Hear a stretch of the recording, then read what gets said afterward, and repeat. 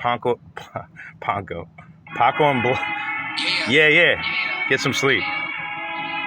I'll be ready. Tell me a number to call, because I got a couple different phones right now, and it's a weird situation. You already know, for entertainment purposes only. Bring it in. It's brung. No, I was just making dirt bike sounds. Oh. Ring, ding, ding, ding, ding, ding, ding. I don't have a dirt bike, so I don't know those things. That is because I am Kawasaki Cov, a.k.a. Seany Supermoto, sitting across from my good friend, Paulie Push a Pedal to the Floor. And this is the manual. The manual. So when you come in, wipe your boots at the door, hang your fitted hat on the hook, and don't take yourself or us too seriously. We're just having a good time over here. We're late because we were at the Catholic basketball game. The Catholic school basketball game. My daughter is a cheerleader. Okay. This poor girl, her last game, she lost her skirt. Oh, Jesus. Luckily, she's so short that her shirt hangs down to her knees. Oh, good. Okay. So it just looked like she had an extra long torso for a couple of minutes. Last show, it was her skirt. This show, she lost a sneaker. Coco, there he is.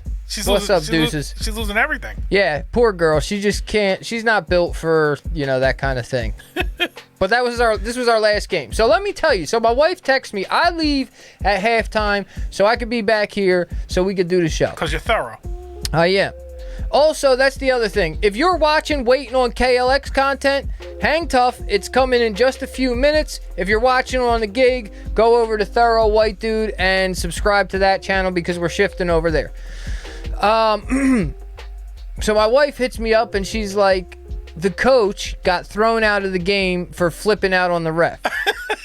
Now, not that there's anything wrong with it, but our coach is a girl. Okay? And she's got her voice is worse than mine without any filtration on it, dude. With the squeak? The squawking, bro. She's like a redheaded, squawking, angry Irish broad. She's always yelling at the guy, "God defense!" I'm like, oh, Jesus Christ, this Poor broad. kids. Oh, They're my being God. tortured, losing the clothes. They're having to listen to that shrill voice. We suck. Okay. We got two players. We got one kid. We got a brother who plays center, who's just drives to the hole and nobody can stop him. Okay. And we got a short little white dude who's like a John Stockton to him. Just dishing it off to him, right? All right. Everybody else, they're garbage, dude. They're just there because you need 5. Yeah, they're like, there's the kid with his glasses that are fogged up while he's playing. There's a kid who has hair across his face and he keeps flipping it back, trying to be able to see. A couple kids have untied shoelaces. Like one kid's probably a solid 3'6". Okay. Right? Now, play him in the box with that height. Now, so here's the problem. We have no fundamentals. Okay. Now, when you have I don't think these kids can, besides number 12 and number 30, John Stockton and Malone. Well, yeah. Besides those two, I don't think there's no sound, they're telling me. Did you turn it? Besides number 12. There's absolutely sound. I'm getting sound. Whew. Your round logo is dark on dark. I definitely got sound. Ninty 667. I got sound and video. Retry, brother. Made me nervous there. I don't appreciate that sort of attack on my... There we go. All right, so check this out, right? Because we do definitely have sound here. I heard it. I don't appreciate Yeah, we definitely got sound here. So these kids got zero fundamentals. Okay. And this coach is flipping out on them like it's their fault. If your guys can't do a bounce pass or a chest pass, we've come to the point where like everything is rushed. She's yelling at him, hurry up. Like, no, that's not how you play basketball, lady. Right. Like, slow it down sometimes. Not at their skill level. It's not fast break all day. No. And if your guys can't bounce pass, there's a problem with the coaching. Yeah. You're not giving them the right fundamentals. Yeah, I agree. We came to the end of a game one time where the other team is up 2. Okay. And that other team, there's no shot clock in this league because they're 8 or however old they are. The other team just starts passing it around the key. Boom, boom, passing it and keeping it away from our guys. Right. 3 of our guys, it's easy to keep away from them because they're the scrubs. Right. The other 2 are trying to do what they can do. Lane. And then we're down 9, and she pulls Carl Malone. Okay. I'm like, what are you doing, lady? So she's always flipping out without even realizing that you suck at coaching. At least a good portion of it is on her. If our other three guys could have a strong bounce pass, right, that's all we need right. to actually be a solid team. So she got kicked out of the game for flipping out at the ref.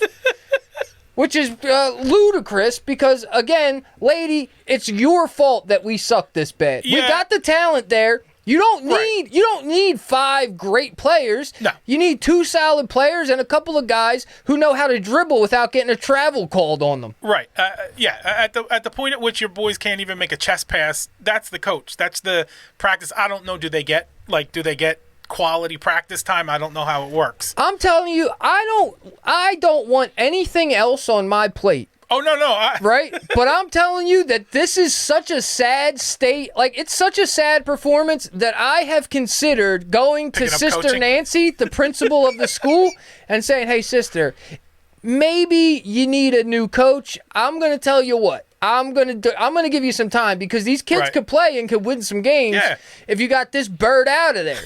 You can't have a babe coaching boys basketball. It doesn't work. I also think that other teams come in and they're like, "Oh, a girl coach, please." She doesn't teach fundamentals. Like the other teams are running layup drills, and we're all eating snow cones on the bench during warm-ups. What flavor? Rainbow. All right, well that's fine then. Ridiculous. Ninty676, what's up, brother? Thanks for stopping by. You're a new face. We appreciate that you came through. So here I am, dude. I'm a man of many hats. As we know. Throw another hat into the mix, and that hat is actually a helmet. Oh, okay. I thought it was going to be your basketball coach. Because now Daddy is see, I don't know whether to say I ride a dirt bike or a motorcycle. Because it's kind of a hybrid of both, right? It's a supermoto. It's got street tires on it. It's got like street bike tires, but it's basically a dirt bike. Well, where's it your intention to ride it mostly? Both of them, Dad. Oh, all right. I'm trying to go all places. I want to go off-road. I want to take walking paths in state parks that I shouldn't be on. I'm trying to shred up the first baseline in local Little League baseball fields. So it's not as much a bike as it is a ticket source. Just it's more tickets. Well, if I get good enough, right, I'll be able to outrun the tickets, right? But it's more of I've always been an alley cat. Okay. This is more of a vehicle for me to reclaim my alley cathood. You know, because I've been in the house now for a while. I got some kids. Now I'm a dad. I own a business. I go to bed at 10 o'clock. And I've lost some of my flair. I think my wife is falling out of love with me because I'm becoming too safe. Sure. You know? She gets comfortable and there goes the love. She didn't find me when I was safe. That's for sure, bro. She didn't fall in love with a guy who was sturdy. You know? If anything, she fell in love with the madness that I provided. She also had a pretty serious crush on Jax from Sons of Anarchy. Okay. So I'm trying to go a little bit in that lane. You're going to bleed in there and see what you can pull out of it. I got an armored flannel on the way, so I'll ride like in a flannel and maybe some Dicked Air ones, grow my hair out, dye it blonde. There you go. Shake it back like that. Maybe a patch. Maybe she'll fall in love with me again. There you go. Bring her all the way back to her youth. I'm thinking about getting a TWD patch on the back of my hoodie. Just don't get a Mongols patch because that's usually a problem. Well, apparently I sent you that, and if we get to the Mongols discussion, then we'll get to it. All right. TWD patch that says Lone Wolf across the bottom. Alley Cat, maybe. Bethlehem, New Jersey. Bethlehem, New Jersey. All right. Bethlehem is AKA Blackwood. Okay. I don't know how familiar you are with the 5% teachings, but they call Harlem is Mecca. Okay. You know, Queens is the desert. Brooklyn is Medina. They've taken biblical names and renamed places around them. I recognize some of those. Asbury Park is Allah's paradise. Okay. So me and Screw have renamed Blackwood aptly Bethlehem. Sure. Now, so I have made it through my first week of being a dirt biker, a BikeLife bull, without really any physical harm to myself. Now, there's been quite a bunch of damage to my ego every time I stall out at a red light with cars behind me. I can't seem to figure. Can't stick the clutch. Yeah, once I'm moving, right? Bing, bing, bing, bing. I could punch through them, no problem. I mean, that's the story of any manual engine. It's the start that's the toughest part. The stopping and the going are easy. I'm okay. Not I'm at easy, about but easy. I'm at about 60%. Okay. All right, 60% of the time I can get from neutral to moving without stalling the engine. You got to go out like at some off time over in the front of your neighborhood where the main street has the big hill. Like, Yeah. Put your bike at Lena's and then just keep trying to just get up the hill on a dead stop. Look, I'm 100% rolling. Yeah. Rolling downhill in neutral, I'm 100% Oh, I'm getting talking about going first. up the hill. Make it as difficult as possible to get your skills up. Yeah, you're right. No, I do need, and that's in my mind that I need to like just be out front or take it to a parking lot and just practice neutral because there is not a feeling that I've felt in quite some time that feels like 6 cars behind you at Just a light for you to make a left. stalled out and you stall out 3 times trying to get it moving. I would say it's similar to a guilty verdict being read in a courtroom. Like, you just feel hopeless, dude. What's your threshold for like, all right, it stalled 4 times. I'm just going to walk Let me walk it to the side. intersection. I can't do that, though. I'm not going to do that. It's even more embarrassing. At least you can pretend like the bike's not working and it's not your fault. I should just take my walking helmet off shake and start. your fist. God damn it. This fucking thing. Yeah, so we went out. There he is. Just got here and already. What's good? Psilocybin. Aid's here. We decided to start late so that you could be here at the beginning. That's Aid. right. We decided. This Zin is really spicing my throat up a little bit. The what now? Oh, okay. Try not to vape on camera, Yeah, it's smart. you know? So I'm using these nicotine patches. I also use them as workout fuel. You pop one of these A little mid-workout, speedish. you start sweating a little bit, you know Okay. what I mean? Send you through the roof. So the second day that I have this bike, Screw has an electric dirt bike. And he's been trying to talk me into an electric dirt bike, right? It's an electric dirt. I thought it was just like a city bike. He's got an actual. It's a dirt bike. Now he has upgraded to like a Okay. dirt bike. And it's cool. It's cool. I'm not knocking it. I'm just getting my. Some guys information might together. knock an electric dirt bike. I won't. I think it's a cool toy. No. However, I've always had my eyes set on a Supermoto. So I told Screw about 2 weeks ago. I said, "Look, cuz I'm probably buying myself a bike for my birthday. You got about 2, maybe 3 weeks to convince me to go electric. And I'm not against it. You guys need some intros and some more subscribers. Yeah, no, we'll see. I'm going to see if I can pick some up. I'm going to stop by The subscriber store. Pick up a couple cases at Costco. stop by the local bulk store, see if we can't We find would love some more subscribers, Nindy. If you know any, send them our way. Yeah, absolutely. Tell somebody about us. So I'm getting, but also thank you, Nindy. So I tell Screw, you got 2 weeks to talk me into an electric. But everything he sent me, there's such a wall of entry into the electric dirt bike field. One, to get the ones that look and feel like real dirt bikes, Right. You're looking at minimum $8,500. So the first thing is cost. Expensive. Okay. 2, you can't walk into a store somewhere and go, hey, I want an electric dirt bike. I want the Suron Storm B. You know, that's like their top of the line electric. You can't just walk into a store to like finance one or look at one. Everything is online. Okay. And any place that you can buy them online doesn't have them stocked. They want you to give them money and then they send you a dirt bike at some time in the future. Eventually, when we get to it. Whenever it happens. So You're on the list. So if there's a guy out there who's got the money to stock a whole bunch of electric dirt bikes, he's going to make a killing. Where's he going to get them from, though? They're all like one at a time off the line. Well, you wait one at a time. You stack them up for like, a year and a half. You get yourself a little stock of like 20 of them. Right. And then once one leaves your stock, you buy another one. 7-1 electric dirt bikes. I'm working on it. There you go. That's my next business. Thank goodness. So Screw doesn't convince me because last week when we were doing the show and having all these technical problems, I veered off into looking at dirt bikes. As you're wont to do. And clicked the button next to the 300 KLX Supermoto that said, check if you're approved for financing. So I said, let me see what I could do. So I check if I'm approved. I get a call at noon the next day. Hey, bro, we got you approved for the KLX. I said, okay, how quick? I mean, I've been looking at electric dirt bikes. They're telling me months. Right. They're telling me they don't have them. How quick can I get this gas-powered dirt bike that you guys say that you have? Because apparently nobody Just get has a picture these. of it. He says, I'll get you out of here today. You want to come in at 1 o'clock, 2 o'clock, or 5? I said, baby pop, I'll be there at 5. Do I need, you know what I mean? What do I need? He's like, you got to get insurance to drive it off the lot. I said, Right. what if I put it in my truck? I don't need insurance to put it in my truck. Oh, right, yeah. But you do. Because it's a road legal they bike. have a liability in that if you take the bike without insurance and start driving it. Right. Okay.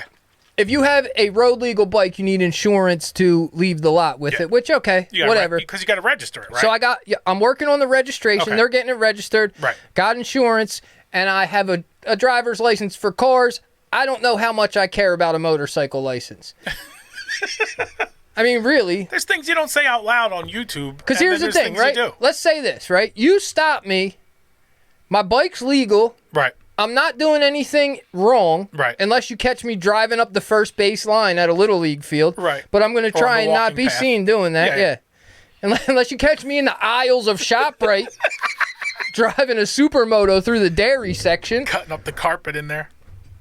If I'm not doing anything wrong, my bike is fully insured, registered, and legal, then what are you going to say that I don't got a motorcycle endorsement? Right. How much are you really going to break my balls, Right. Plus, Ossifer? you most likely you could hit him with I didn't realize that I needed a separate license. Yeah, I for could this, do that. you I know? could hit him with the flim flam. Plus, I have the gold standard PBA card from the Okay. Jedi. Oh, all right. So, I think that's going to get me out of any That's problems. going to get you out of the first base thing.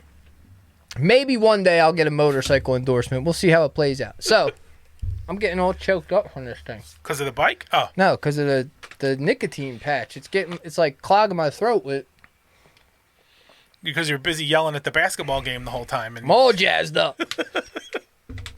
So anyway, I get the bike, not Right. the electric. I got the dirt bike. You got the man's bike. You said it. You wanted You know to. what I mean? You said it. I talked to Screw. He's like, yeah, we'll come through. Let's ride. Yeah. So we go riding the first day. Steph's calling me, and I don't have a Bluetooth or anything, so she's freaking out. She's like, I'm calling you 7 times. You're supposed to be home You for don't answer dinner? the phone.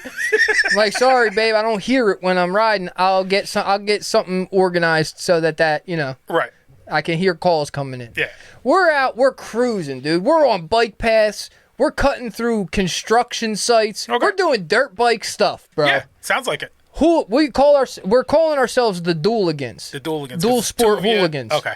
Dual sport is the style of riding. We're doing hooligan things on dual sports. Makes sense. We ride about 2 miles down a walking path through Bethlehem. Okay.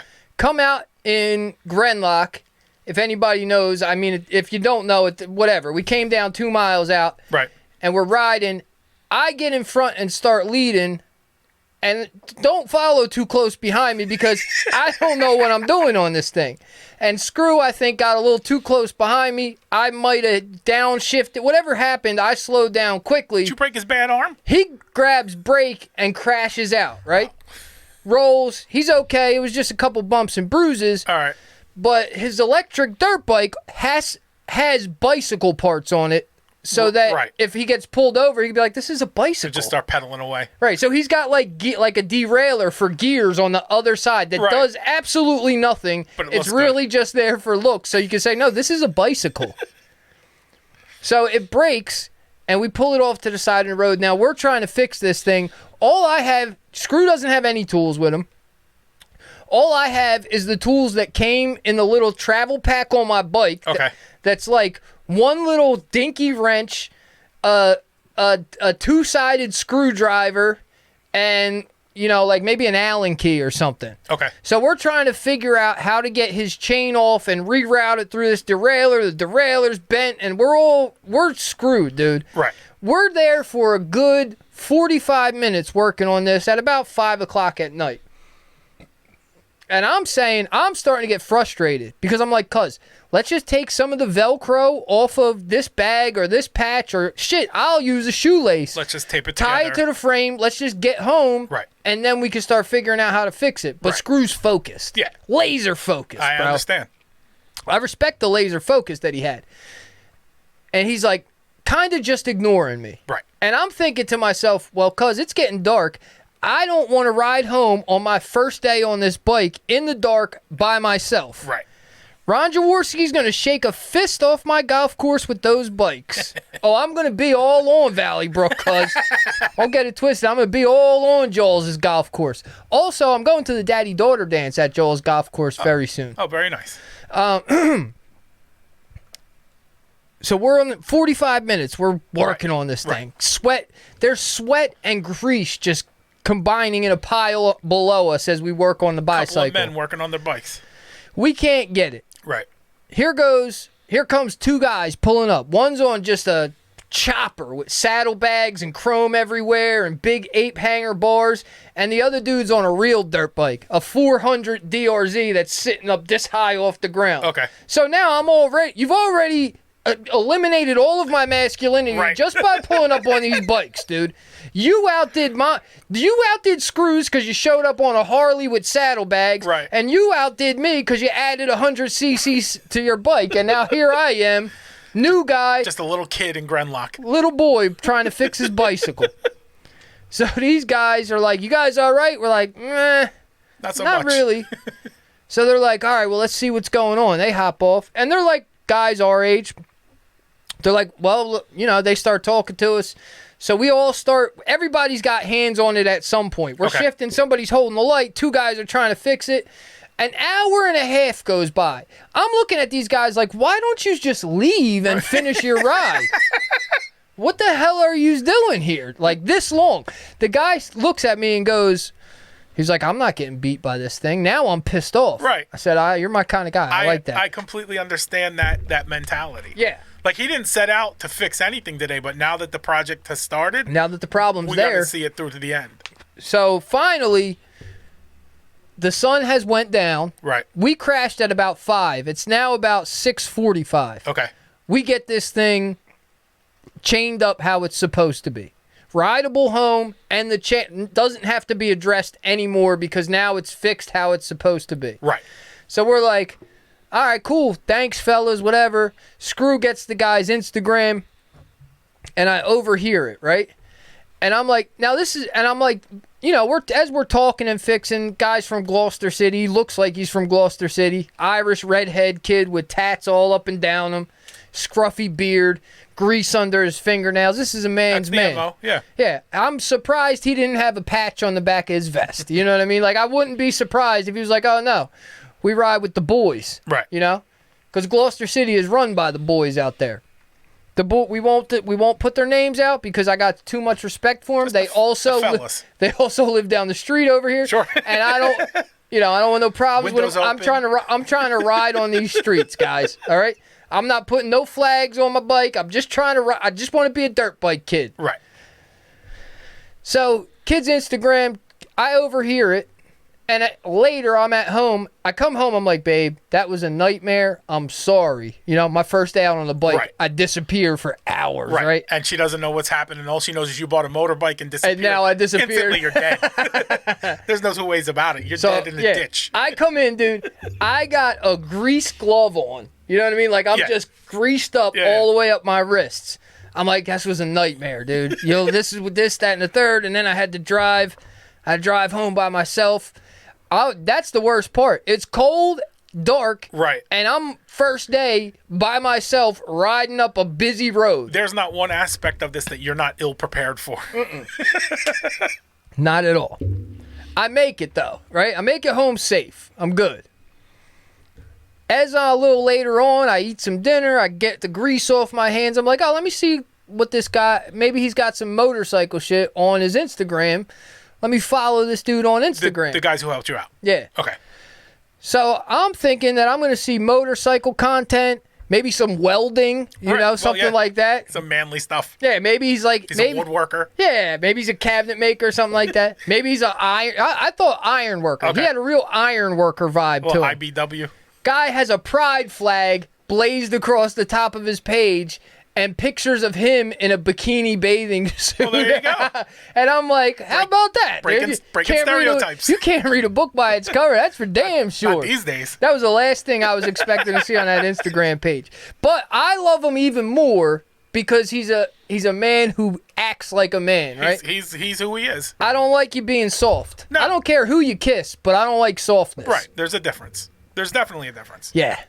So that was our first day on the bikes. And then it's been pretty cold, so I haven't got a lot of time on the bikes. Every chance I've found, though, you don't get it twisted, I've hopped out there on the bike. Looking for excuses. You guys need something from the store? I'll go. I'll go. I had to go. We wash our blankets at the laundromat. Okay. Because they got the big dryers. Yeah. Oh, I got to change. You got to change. I'm gonna go change I'll put them in the dryer for you, babe. I got this. No problem. Let me go over there. I'll go handle it. You know. Also, I'm a man who. I should just take that out of my hand because I'm going to vape it if it's in my hand. I'm a man who has brand loyalty. You do. You're very locked in. Once somebody treats you well enough, that's it. When my gear is Polo. Right. My sneaks are Nike. Right. My tools Trucks are Chevy. My tools are Milwaukee. Right.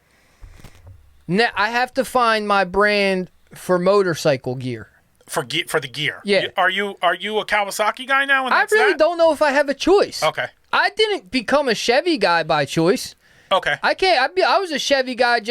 It just kind of happened. Well, the first time, but not going forward. No, going forward, I'm a Chevy guy. Okay. I did not. Justin asked if I met Bernard on the bike. I did not. I was at work. But I had to pull off a job site to go meet Bernard. I was a Chevy guy. I am Chevy guy now. My first truck was Chevy. My second truck just happened to be a Chevy. I would have got something else. Chevy just happened to be the right price at the right time. Okay. So, but now I'm Chevy or die. Okay. Somebody mentioned to me, Brian the Carpenter said to me, of course, a Polak gets a Kawasaki. Which made perfect sense. I don't know why I didn't think of it. Right. It's phenomenal that he thought of that.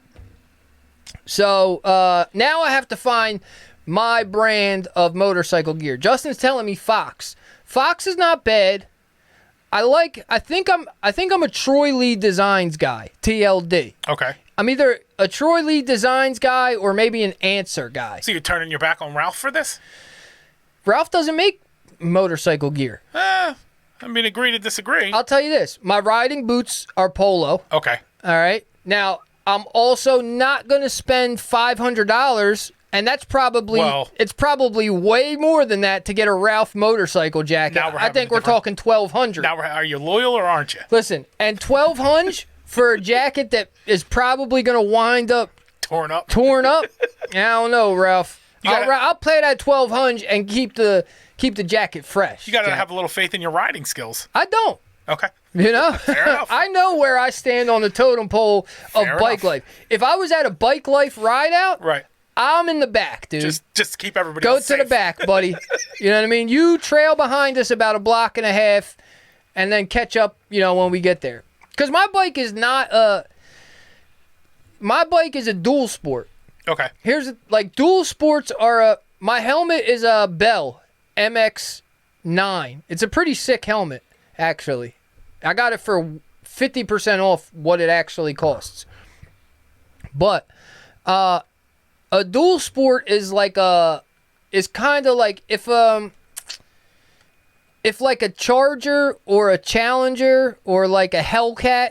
A Hellcat is like a CRF 450. Okay. Like a super tuned machine. My bike is more of like a 96 Maxima. Okay. It's fresh. If it's clean, you get the miles you got on a fresh John, but it's also reliable here. Right. My maintenance intervals are like 1,500 miles as opposed to like a CRF or a KX or a one of these race bikes where it's like 6 hours and you change the oil. Okay. Literally, it's like 6 to 10 hours of riding time, and then you got to do maintenance. I don't want to do all that. Right. I want a bike that I could just ride. Yeah. And then I'll wrench on it when I want to. Once every 6 months, you got to put it up on a lift, or when I need to. Yeah. Right. So, what are we looking at? 29 minutes. All right. So, yeah. So, you guys could catch me on the bike this summer. Catch you outside? I'm probably going. I got the Outback of dual sports. Yeah, dude. It's a Subaru Outback. It works. It's your first bike. And I treat it as I really am very I know that I'm not good. Right. So I drive as such. Like, if a car is coming and it's, 200 yards away, instead of pulling out, I let that car come and pass me first before I pull out. Like, I'm taking it super careful, and then when I get on the dirt, man, I can loosen up a little bit. But as far as the street riding is concerned, my goal right now is to be confident on the bike. Right. To get to the point where I feel confident. Yeah. Not to push any limits. Right. Because you're screwing with other people when you're out on the road. You gotta be comfortable doing that. Yeah. I don't mean like at the red light. Yeah, when you're out in the world. Right. Yeah. You're not just in the back roads just riding.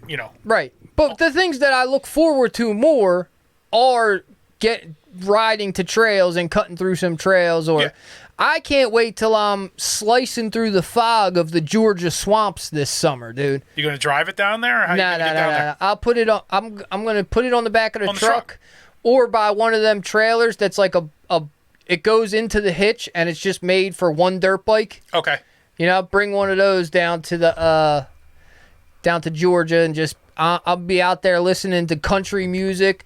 Probably cut the sleeves off of whatever I'm wearing. You got it. I might. I don't want to do it. Get the rich farmer's tan. Look, going. dude, I don't want to do it, but I may have to put on a Confederate flag T-shirt. When in Rome. I don't stand for it. I don't agree with it, but you got to blend. If you're going to be a full-blown Georgia redneck dirt biker, you got to play the part, That's dude. part of the game. Yeah, that's what we got to do. That's what we got to do. It's not like a car. Road surface awareness and all comes into play. Yeah, that is something that road surface awareness is something that I didn't really think about until I got on the dirt bike.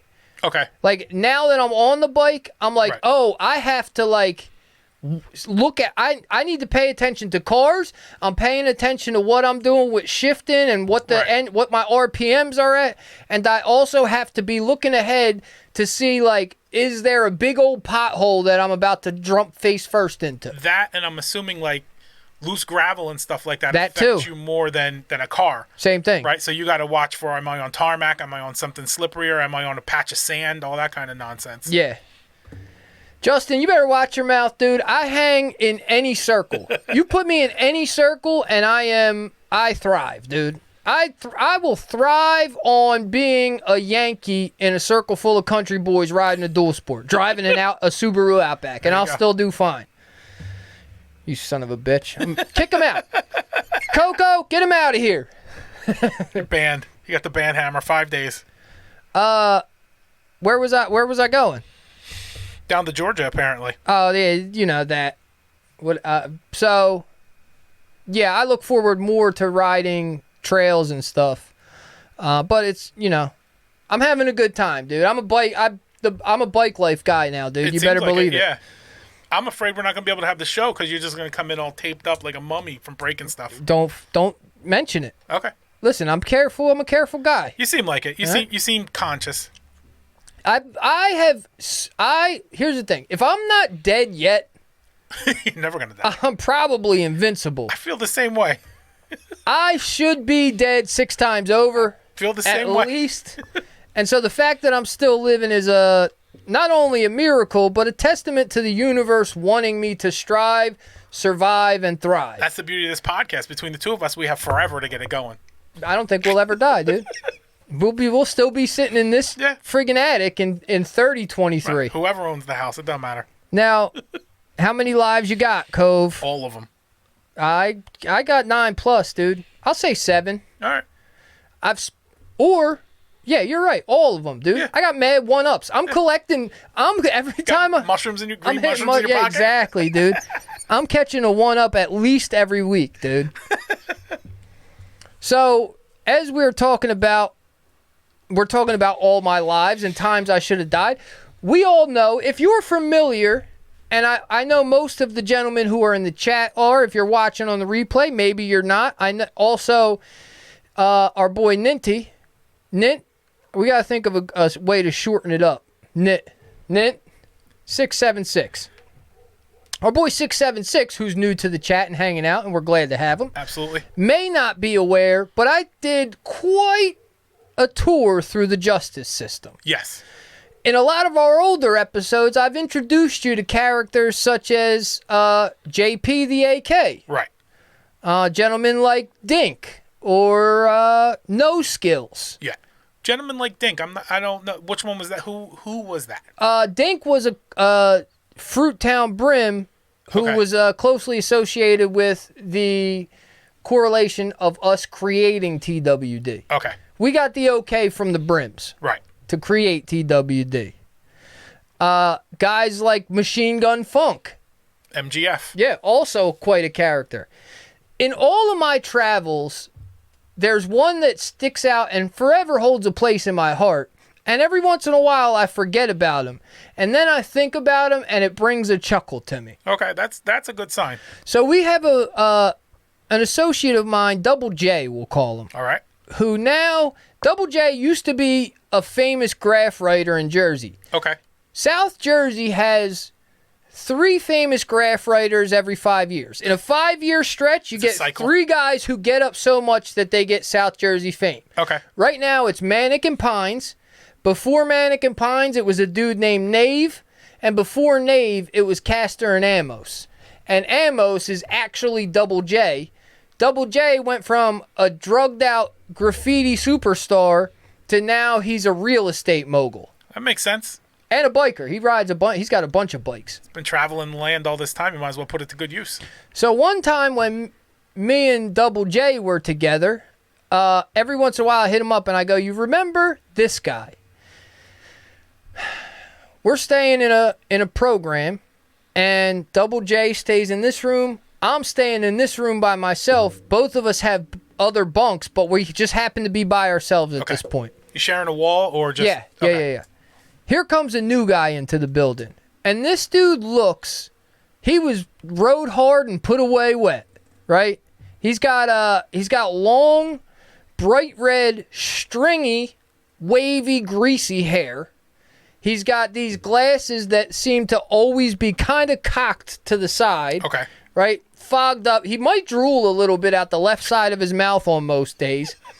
And his prized possession was a dusty leather jacket that I'm not sure was even really leather. Well, I mean, odds are it wasn't, but that's fine. Right. And this guy's name was Mike.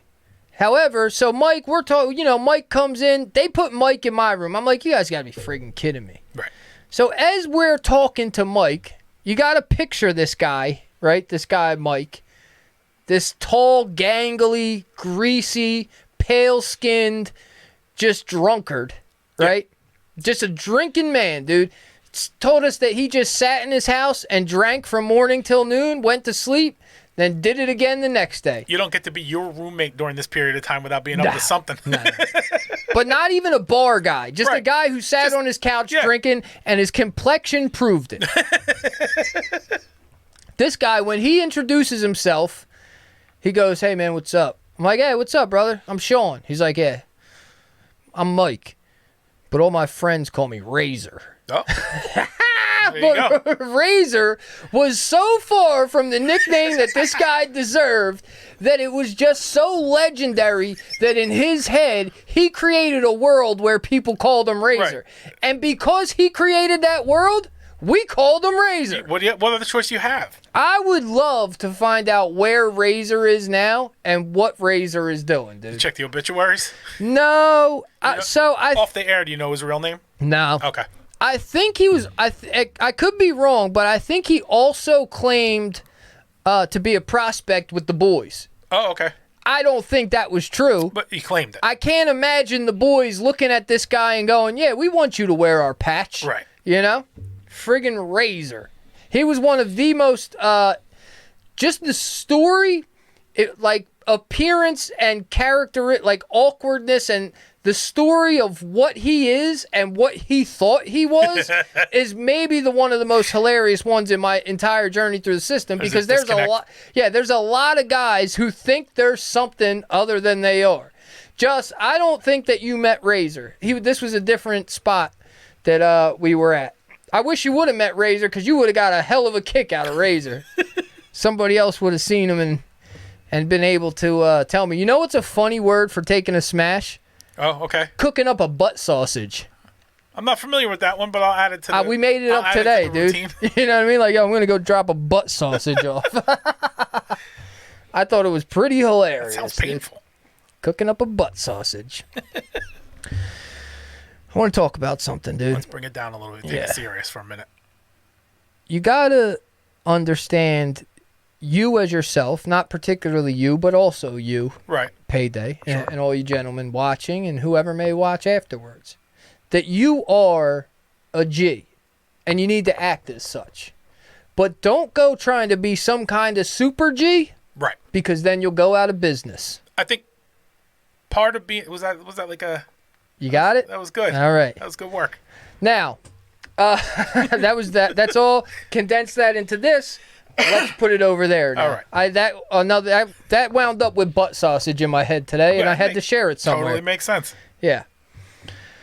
So this is one TWD rules. You know I'm serious because there's a pen in my hand right now. This is boss Sean. Yeah, behind the desk tapping a pen on things. Right. Pointing it at different Like stuff. the new Rush Limbaugh. Yeah, pointing stuff, pen, think, The chin. You got to get the chin going. anger. Anger, but also that could be. Oh, it just hit me. Hot damn. Yeah. Oh, no. Ideas. Now, what's an idea? Ideas, Okay, you know? I'm a little bit softer with my ideas than my anger. I understand. So let's get into advice. Yeah. When I'm doing advice, I put it between my middle finger. Okay, That's how you know this is good advice coming your way. I'm writing this down. So this is a TWD rule for life that has come up more than a few times in the past few weeks, which makes me remember it because as I talk to people, as I go through my days, I remember these rules that I placed on myself in the period of time, like pretty much in my 20s. Okay. When I was creating my code, the manual for my life, I was, pulling these pieces of stuff from different spots. A majority of it we know came from the 5%ers. Right? And pretty much everything stems off of that 5% supreme mathematics in some form or fashion. But now that manual is laid out, and in my 30s, I have the wherewithal to start following my own manual, Okay. which I did not necessarily have as I was creating it in my 20s. Okay. And I come across people that trust in my, I don't want to say spiritual, but I guess it is kind of spiritual wisdom, right? They trust in my knowledge of life and knowledge of self. They trust your guidance. Yeah. And so these things come up. And the thing that has come up time and time again over the past few weeks is that no one's more powerful than you. Right. Right? And we didn't talk about this yet because if we talked about it in depth, then I'll find another rule to talk about. I mean, I don't. We certainly haven't talked about it since we switched over. I don't remember what last week's rule was. We'll figure it out. Yeah. Yeah. Yes. That's what the start was. That's the main. Yeah. Rule number one. Position is we'll figure it out. TWD rule number one is we'll figure it out. Yeah.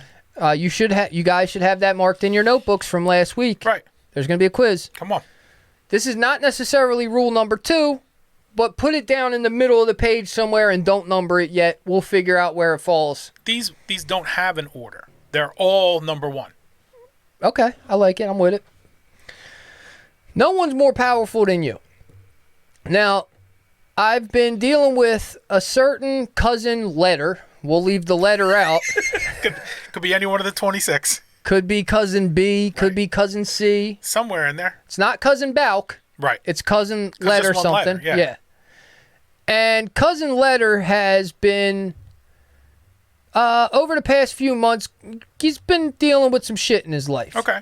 And so he also feels like, Smoke, what up? Smoke's texting me. Instead of texting anything in a live chat, Smoke's texting me I'm getting it on my Dick Tracy. Is he texting you about the show, though? Yes. Oh, okay. Yeah, that's... So you know he's paying attention. Yeah. Shut up, Siri. Also, you noticed that was a man's voice? Yeah. I can't have no broad yelling at me all No. day. What are you going to do with that? They never listen. So our cousin Letter has been going through some things, and he's a character, and his life is mapped out as such that he kind of is very closed off to people. Okay. Right? Very introverted. Not necessarily when you meet him, but when it comes to the details of his life. It's a little clammed up. So Smoke Dog. Okay. Smoke Dog is maybe the shadiest guy I know. This guy is my best friend for fucking 20 years, and there's still things that I don't know about him. Name. Yeah, right, right. So, me and Cousin Letter are talking about some stuff, and he's telling me the problems, and I look at him and I go, because he said something about, like, I just don't know how to switch this up. Like, I'm just stuck in this rut. Okay. I say, Cousin Letter, no one is more powerful than you. Right. And the idea, the breakdown of that is that, like, if you look exteriorly, you like that? Yeah. Let's go with it. Right. If you look exteriorly rather than interiorly, Right. there are people who hold more powerful positions in the world than you. Yes. Without a doubt. The president, your boss, maybe your old lady. Right. You know? People have more power than you and more say exteriorly. However, when it comes to calling the shots on in your life, you're the guy who is all powerful to be able to make your choices. Yeah. You may have an exterior force force a choice upon you. Let's take, because we're all reformed knuckleheads here, let's take doing time. Okay. Right? You are not doing time by choice. No. An entity, the state of wherever you're from, New Jersey for me, the state of New Jersey has put this restriction on you. They have used their power to tell you, hey, you're going to sit in this box for a little while. Right. Now, I'm not powerful in the fashion that I can override that, but I am powerful inside of my own brain to the point where I can take that situation and make it something that they don't want it to be. I can override their power where it's like, we're sitting you down for a punishment, and I'm going to override that because I'm powerful enough to turn your punishment into a, what's the word I want? Rehabilitation is not really the word I'm looking for, but something kind of like that. Progress. Yeah. I could take what you put on me and turn it into anything I want. Right. Whether that aligns with reality or not. A lot of times we see it where people use their all-encompassing self-power to, like, take reality and bend it to what is comfortable for them. Yeah. And we're not talking about that because we don't really do comfort here at the TWD manual. No. Yeah, because at the end of the day, you're in control of your perspective of whatever the situation is. You're right. You may not be able to, control where you are or when you're there, but you can certainly control the understanding as to why you're there and what you can accomplish while you're there. Give me another situation where people may feel powerless. You know what? Here's one that'll kick up because you love to fight this one. Well, then just remember that you asked for it. The all-powerful Justin says, big facts, take that time and turn it into a 2-year gym membership. There you go.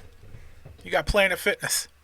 This is muscle memory, dog. Sure. This doesn't come from a couple of 45-minute sessions at the gym every week. It comes from a solid 3 years of having nothing else to do. This is years of doing push-ups, Jack. There's this ongoing... That yoke you're smoking is worse than cigarettes. I don't necessarily disagree with you or agree with you. I will stand firmly down the center. Right on the yellow line. Right here in the center.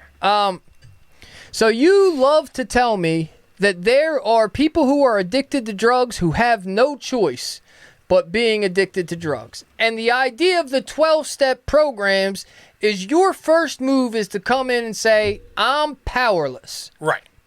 Now, I wholeheartedly disagree with this because I know when I was using drugs, every day that I woke up, it was a choice to say, you know what, today I am going to go do some wild shit so I can get $20 so I can go blow it with Flacco. Yeah, I'm with you. I mean, I've over the course of the show, I've changed my perspective, and I realize now that all the science and all the studies, they're all wrong. Yeah. And you're right. No, well, yes, I am. And I'm going to tell you why those studies are in place. Yeah.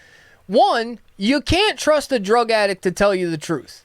Agreed. So, if you're a scientist talking to a drug addict trying to get answers about what's going on inside of their brain, they don't know what's going on inside of their brain. I don't know how they're going to properly put that into terms and give it to you. Now, this is not a knock on the 12 steps. It's not I think it's a great place to start should you have a drug problem. Right. So if you have a drug problem right now and you can't figure it out, sure, there's a meeting near you somewhere. I suggest you give it a shot because the long-term movements that come out of getting off of the shit, you win. I promise you. I'm not a guy who was ever supposed to have a new dirt bike, a nice truck, a family, a business, and a podcast hobby. Right. But Hobby. How dare you, hobby? Because I believed in my own power, Right. I was able to accomplish this by tapping into my power comes from consistency of putting one foot in front of the other day in and day out. Sure. But can't the 12-stepper make the case that they have to empower the 12 steps for them to work? Like, yes, you're right. The idea is you're powerless to this thing, so you have to find a way to not submit to it anymore. But for the people who are actively doing it for the right reasons, if you're putting yourself in the 12-step program, aren't you taking control of it, even though you have to say that you don't have control? No, you're taking control of you the whole are. thing? You are to an yes, you are. And if that's the way that you have to do it, or the way that works for you, Right. I support it. I support it wholeheartedly. What I've seen and the way that it works in my brain is that by going to the 12-step program, and this is just for me. I'm not knocking anybody else's way that they stay off the shit. Right. By going to the 12-step program, you are turning your power over to something else, right? You're saying, I can't do this. Will you guys show me? Now, there's certain things, it's a brainwashing. It's a much-needed brainwashing because your brain is dirty. This is a thing that they say, right? Okay. They said this was a brainwash. Well, I needed a brainwash because my brain was dirty. They love to say that. Bars. Yeah, it's good. But there's certain things that are put in your head in that field that then cause problems should you stray away from the 12 steps, right? Okay. The one that jumps into my head mostly is they tell you 1 is too many and 1,000 is never enough. Right. Right? So now if you wind up slipping up, right? You're clean for 6 months, 12 months, whatever, 2 years, 3 years. You slip up, you smoke a joint, you have a drink, whatever. Now that thing that's ingrained in you is that this one was too many, and I'm now, because I used one, I'm going pedal to the metal. I've heard that said. I'm telling you, I've heard this. It doesn't doesn't associate with that saying fully. I don't think that's what it means. I think if that's what somebody got out of it, but I don't. No, but what I'm telling you is day in and day out, that's a thing that is discussed. Is like, I can't have one because as an addict, if I have one, I'm going balls to the wall. I'm losing my wife. I'm this, I'm that. So you hear that time and time and time again. Not purposely, stuff like that gets ingrained in you to the point where, like, damn, I smoked a joint, now it starts to unravel, and I've seen it with a lot of guys happen that way. I think they're misconstruing the point. I think the whole thing is misconstrued from what I think the actual practice of the 12-step program is misconstrued from the actual program. You're probably right, like any other religion. But the idea of one is too many and 1,000 is not enough isn't to put you in the middle ground. It's to put you before the one. Yes. So if you're already at the point where you smoke the joint, you've already ignored the advice that is giving you. Right. So anything you're doing after that is addict behavior, right?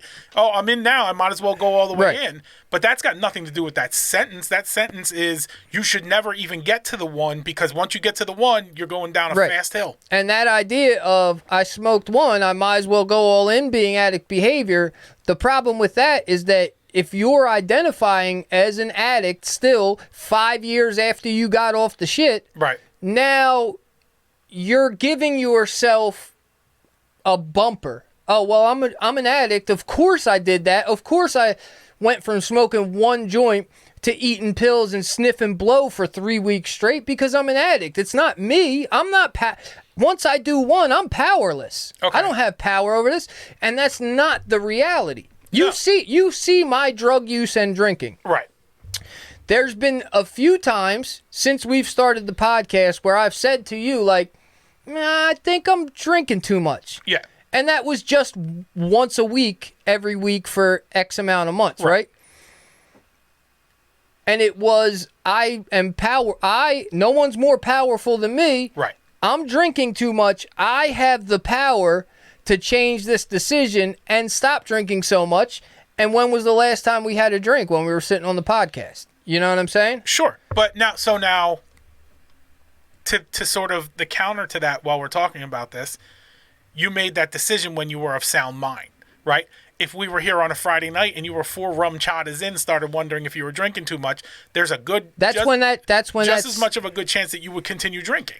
Well, that night. That night, not right. Right, because as we discussed before, you weren't an addict, you were a druggie. It's a different game. But you say that, but you don't. You weren't with me shooting in the gym, dog. So how about this? You weren't with me shooting in the arm. You are not the only one, but you are the most powerful of drug addicts who can overcome their drug addiction strictly through thought. No. That's what I'm hearing. Well, it's all thought. Everything, yes. Everybody has to overcome their addiction through thought. Correct. That is a very true statement. Okay. I am one who overcame my addiction via self-righteousness. Yeah. In a healthy way. See, So people hear self-righteous, and it's like it has a negative connotation. Yeah. But it is, self-righteousness has been the driving force behind all of my accomplishments. Yeah. And sometimes it's the driving force that just gets me out of the bed. Like, I am righteous. I am the guy on this path. Yeah, and there's no doubt that there's probably a guy who committed double homicide that's in jail because he thought he was righteous. Like, there's games to be played within controlling your own destiny. And the 12-step thing, and we're not debating it. We both agree if it's what you need or if it's what works for you, then God bless, go do it. Yeah. But it's...